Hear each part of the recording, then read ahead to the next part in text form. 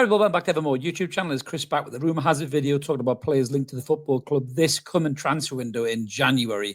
We know Newcastle probably need replacements in January. We've been linked to a hell of a lot of players. Some of them fact, some of them fiction.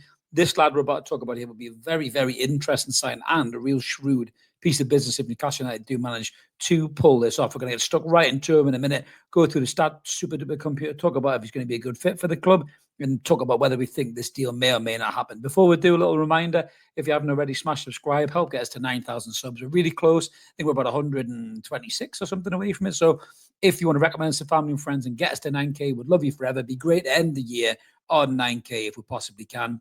It's been a great 2024 for the channel. Hopefully 2025 will be just as good, if not better. But if we can get a 9K, we can auction off that brilliant blue retro Keegan-style McEwen shirt, which we've got to give away as a prize. So get us there, guys, and you can be in it to win it for the prize video. So who am I talking about today? Well, it's interesting. I'm talking about a player here who can play in two positions that we massively need support and additional quality in. That's centre forward and right wing. So who is he? I dare you ask. You've probably seen the thumbnail, so there's no point me even teasing you on. It's this player right here, and he plays for Paris Saint-Germain, and it's Randal Kolo Muani, who plays up front and also can play either side, really, of the front three. Looking at his stats overall in his career, centre forward is where he's predominantly played, but he can drift off to the right-hand side. He's played 20 times as a right winger with 5 goals and 3 assists in his whole career, 12 times as a left winger with 5 goals and 1 assist in that position as well. Overall, in his whole career, 145 appearances as centre forward, 50 goals and 34 assists. So he is a bit of an assist maker, to be fair. He can create.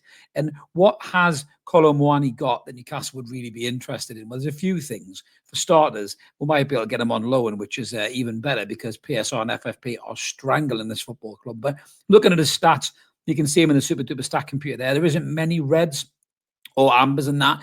He is playing for Paris Saint-Germain in League One, so you have to kind of take that with a pinch of salt as well. But in terms of the player himself, you know, he's light and quick. He's rapid. He's got a great bit of close control. He's got a trick or two in him as well. He can beat a man, and he can get a goal as well. He's good in the air. He's strong, you know, and he's a very, very talented footballer. And it's just not working from the PSG at the minute. He's not getting the game time. I think he's only had 9 appearances this season, but he's still got 2 goals and 1 assist in that time. But you know, Luis Enrique just doesn't seem to fancy him. I think that's really not working in his favour. But Kylian Mbappe, of all people, says he thinks this lad's a brilliant player and he gives you something up front that nobody else can give you. So that's high praise indeed from you know, Mr. Mbappe, who arguably in many people's eyes is the best player in the world. It's debatable at the moment, but that is what he's labelled as. So looking at the player himself and the super duper stats, you can see there, the goals aren't huge, you know, probably pulled down a lot by this year, which hasn't been particularly great. So he's not an instinctive goal machine type 30 goal a season striker, but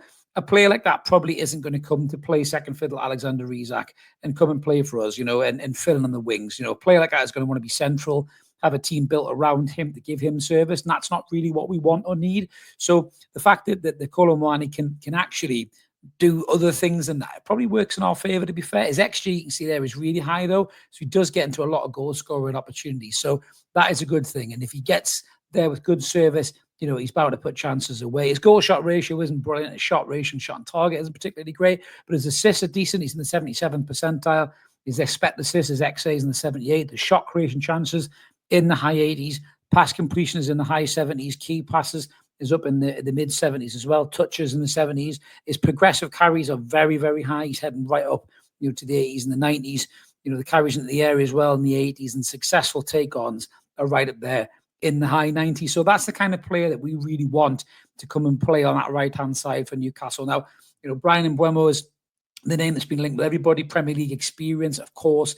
I think that would be the player that we probably all want as Newcastle fans, but 50 million quid is the asking fee for Mbeumo, and that is a lot of money. But you can see the weekly wage, speaking of a lot of money, for Kolo Muani is very, very high there, 206 grand a week at PSG. They just pay ridiculous contracts, and he's contracted to 2028. So if he wants to, he can sit in his arse and see that out and, you know, get nearly £250,000 a week. You won't get that in Newcastle, but the loan deal might be something that is of option to Newcastle, and that seems to be the kind of the talk at the minute in terms of this player. So the loan deal, I think, you know, they probably want about 30 million, maybe 29, 30 million quid for the lad. But in terms of his loan deal, he could very well be available on loan in January. So we don't have to risk bringing him in permanently, which means we don't have to hammer the FFP and PSR with that kind of level of money in January. This is the lad who can play in 2 positions.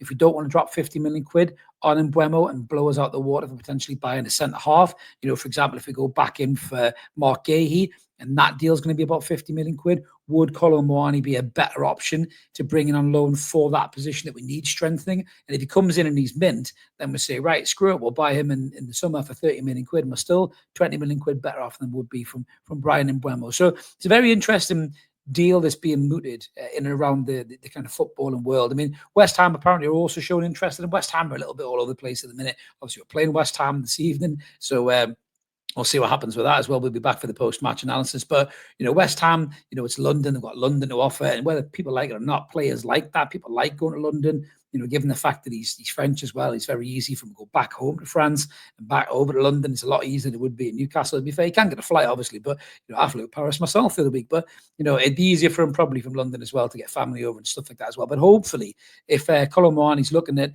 what's the better option between the two of those clubs right now to keep his place in the French setup, and to really test himself in the Premier League, you come to Newcastle because he'll say, I can play on the right-hand side. I can be part of that front three.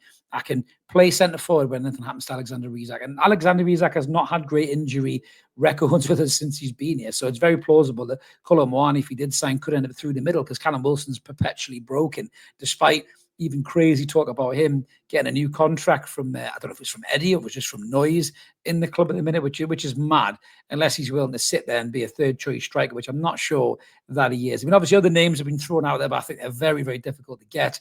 We haven't done a rumour has it on this player because I just think he's just completely unobtainable for us at the minute in terms of FFP, and that is Sporting Lisbon's superstar Victor Gyökeres, who plays up front with Isak for Sweden. He's absolutely on fire, 21 goals a season. I do not think we're going to be able to get that player. I think there'll be other clubs in that can splash that cash financially and pay that kind of exit fee from his contract as well. I'd love to sign him, don't get me wrong, but I don't think that's going to happen. We are linked to a 17-year-old starlet from Sporting who's Giovanni Quenda as well, so we may very well do a deal on him, but he's a very, very talented winger.